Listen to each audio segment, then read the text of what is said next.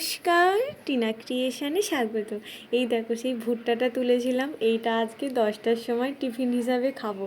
আজকে আর মুড়ি না, ভুট্টা দেখলে আমার আর কিছু খেতে ভালো লাগে না। এটাকে পুড়িয়ে ভালো করে আমি এটাকে খাবো। আর আজকে আমি রান্না করব, কারণ মা আজকে যাচ্ছে ও বাড়ি বাবা হরির কাছে। আমার ওখানে বাবা হরির মন্দির আছে, খুবই জাগ্রত। অনেক গল্প আছে, একদিন তোমাদের সাথে করব। আমি এখানে খেয়ে দিয়ে রান্না বসিয়ে নিয়েছি, কারণ মা ওখানে চটপট যাবে, মাকে গোছ করে দিতে হবে।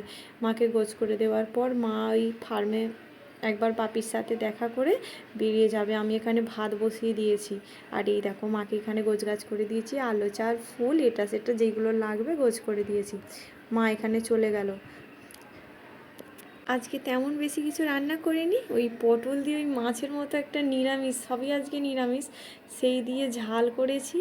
আর ওই ডাঁটা আলু দিয়ে বড়ি দিয়ে একটুখানি গামাখা গামাখা তরকারি করেছি, কারণ নিরামিষের দিন তো, আজকে মা পুজো দিতে যাবে, তাই আজকে আমরা সবাই মিলে নিরামিষ খাবো, কেউ আর আঁশ খাবো না।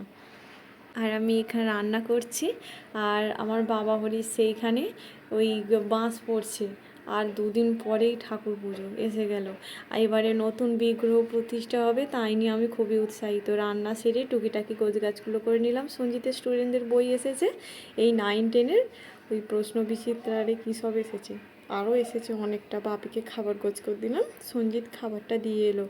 দিয়ে আসার পর নিচে এসে দেখি যে ওই ঠাকুর পুজোর বিভিন্ন জিনিসগুলো এসে গেছে, কারণ এবার টুকটুক করে গোছ হতে শুরু করেছে, সেইগুলো এসে গেছে।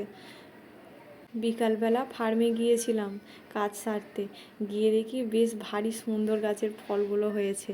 কি জানি কত দূর থাকে, আর বছরও হয়েছিল, তবে এবছরও আরও ভালো হয়েছে, কিন্তু কতদিন থাকে কি জানি।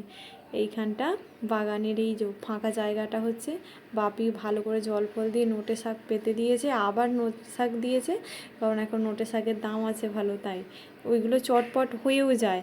আর এই দেখো যেগুলো ফুলের কুঁড়ি মূলত একটু মিষ্টি হয়, তো সেই জন্য পোকায় খেয়ে নিচ্ছে।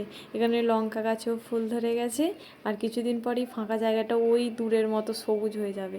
মুরগি ঘরের কাজ সেরে বাড়ি চলে এসেছিলাম, আর পরের দিন সকালবেলা উঠে সুন্দর একটা দৃশ্য, কখনোই ভাবিনি এইরকম একটা দৃশ্য দেখব। দেখেছো কুয়াশা এমনভাবে পড়েছে, ঠিক আমাকে একটা নতুন জায়গার অনুভূতি দিচ্ছে। তবে আজ আসি, ভালো থেকো, সুস্থ থেকো।